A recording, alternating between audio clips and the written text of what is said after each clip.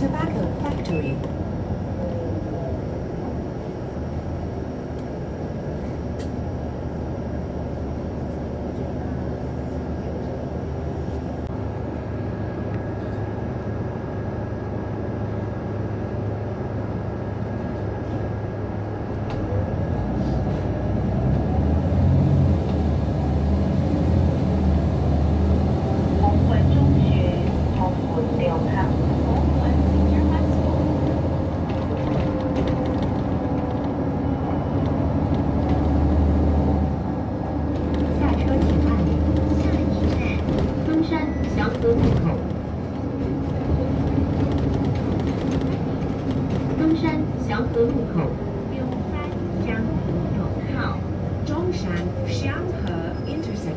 Pauwi na ako guys. Sa road trip muna tayo. Kasi wala akong ibang content na ano. Hindi kami nagala.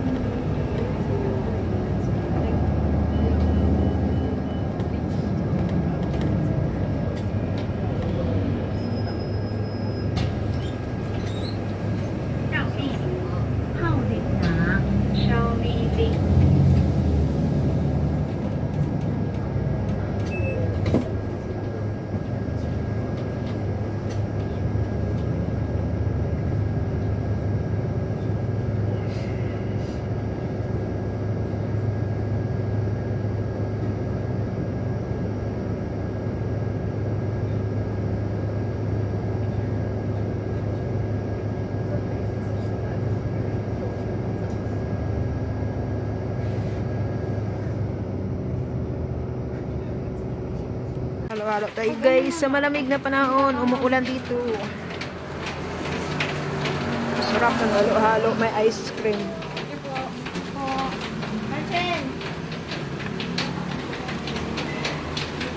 Hello, happy blessed Sunday.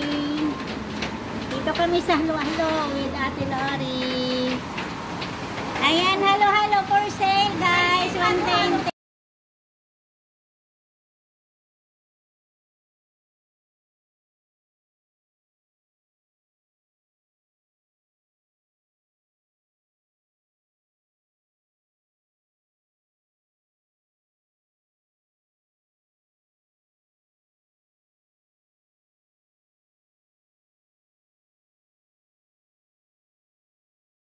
Hello guys, pagdating ko pala ang galing sa day off, pag uwi ko dito, ang daming hugasan, daming bisita.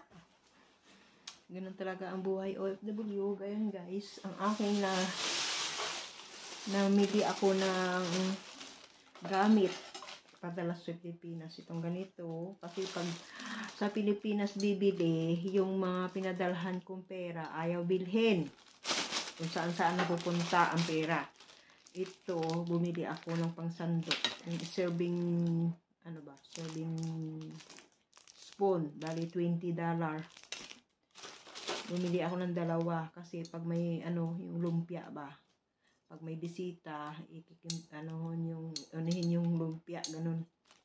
Tapos, bumili ako ng tray.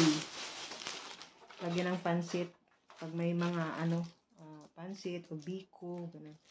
Pag may mga ang tawag dyan? Parang malalim siya, no? Pag may mga handaan ba, guys, maganda kasi ito. Stainless.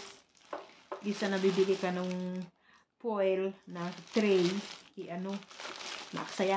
Ito, habang buhay. Saka hindi ito kinakalawang yung mga dito, mga gamit ng Taiwan. Hindi kinakalawang. At saka makakapal pa. Ito yung sa aking allowance na napunta sa gamit din. Tapos ito naman yung aking pinamili para sa akin. Bumili ako saging. Ayan. Mahal na saging. Ito, 2 balot. mga basura ko. Nilagay ko na sa dito sa bag ko. Tapos bumili lang ako ng toothpaste pangpadala sa Pilipinas. Lagay ko sa box. Lagyan ko muna ng pangalan kung kanino ko ibibigay. Kasi pag sa Pilipinas kasi, yung sa sisya lang, madaling maubos. Tapos, bumili ako ng pandesal para sa almusal ko. Ito, almusal bukas. Lagyan ko palaman. Tapos, bumili ako ng lotion. Mabango kasi ito guys na lotion. Papadala ko rin sa Pilipinas. Para sa anak ko. Utay-utay lang hanggang sa may mapuno yung aking box. Tapos, bumili din ako ng Cutex. Kasi yung Cutex ko ubos na. Kinu-Cutex ko ito sa aking paa. Sa kuko ng aking paa. Kasi yung mga kuko ng paa ko ay mga sira. Kaya kailangan kong lagyan ng Cutex. Ganun. Ganun lang guys. Ang aking napuntahan yung allowance ko. Yung allowance ko guys napupunta din sa Pilipinas. Wala na guys. Payong. Ay, buklatin ko pala ito basa. Kasi umuulan kanina. Kaya, buklasin ko at para matuyo.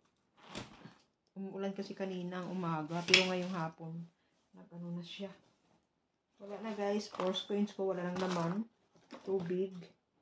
Kaninang umaga bumili akong tubig at sa mga basura. Mga basura ang laman. Okay guys. Ganito, pag nag-day off ang mga OFW.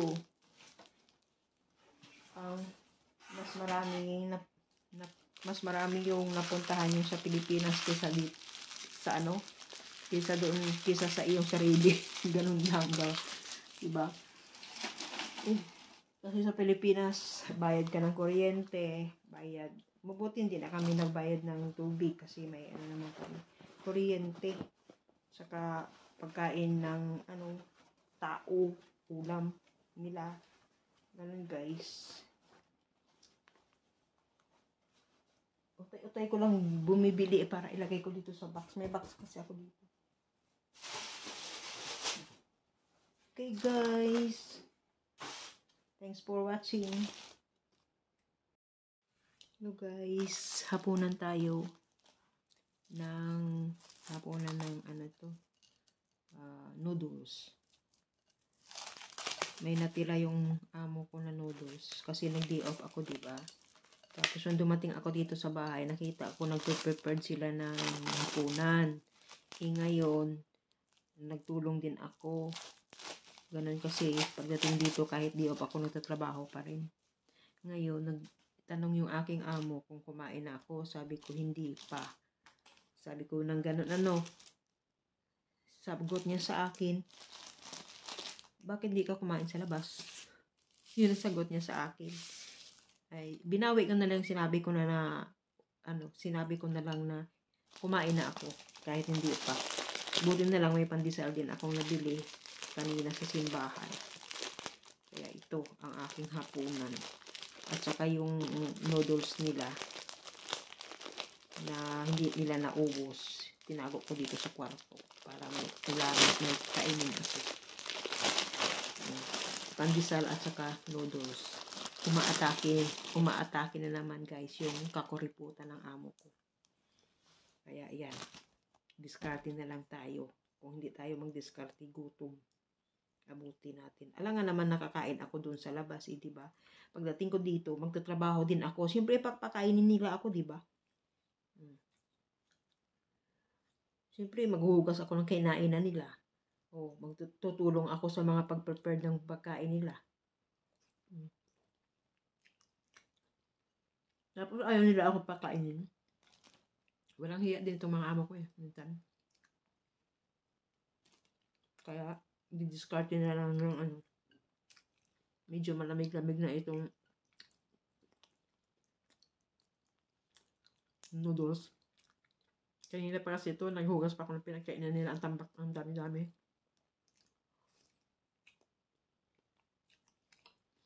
Kala mo naman bang luto sila? Kahit yung hindi ako makita yung aking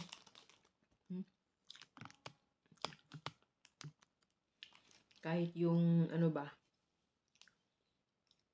Yung hindi gagamitin, kunin doon sa lalagyan. Tapos hindi rin kukunin. Gamitin pala.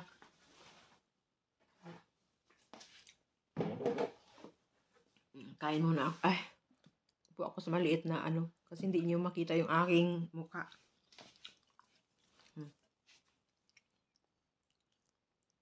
Umaandar na naman kakuriputan ng amo ko.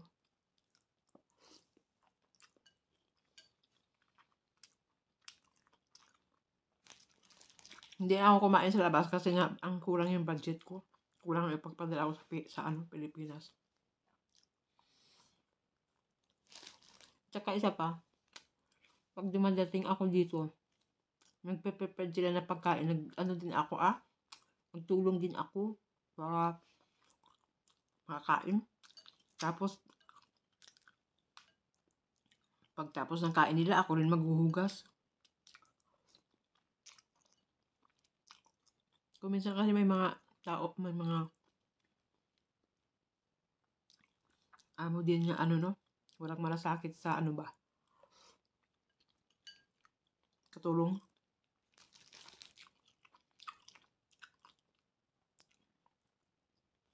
Kaya tiis lang tayo. May katapusan din ang trabaho dito at mag-ipon. Negosyo.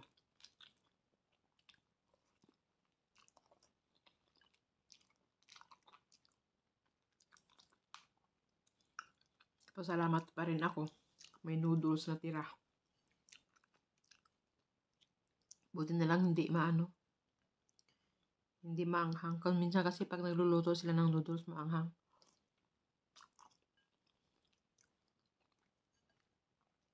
Ibawal sa akin ang maanghang.